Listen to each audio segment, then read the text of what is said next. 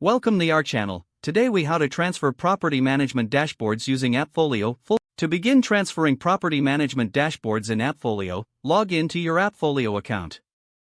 Navigate to the dashboard you wish to transfer. Ensure you have the correct permissions to access and transfer the dashboard.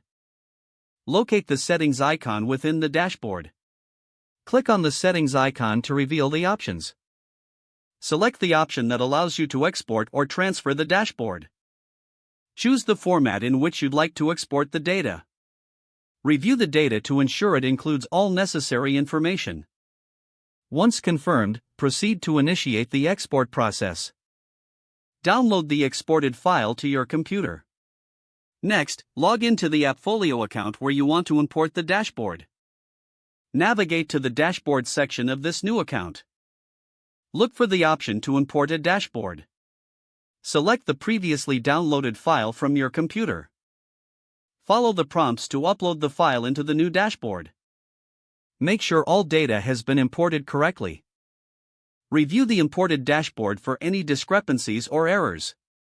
Make any necessary adjustments to the data or layout.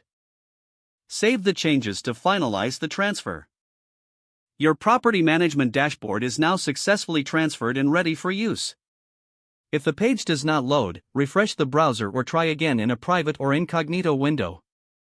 Make sure you are using the correct email address, then retype it carefully to avoid small typos. If your password is not accepted, use the reset option and create a new strong password you can remember. Check your spam folder for verification or security emails, then complete any requested confirmation steps. Enable two-factor authentication if available to improve account security and reduce unauthorized access risk. After signing in, review your profile details so your contact information and settings are accurate and current. If you see an error message, note it down and try again after restarting your device and internet connection. Log out when you finish, especially on shared devices, to keep your account and payment information secure. Don't forget to like this video and subscribe to our channel for more step-by-step tech guides.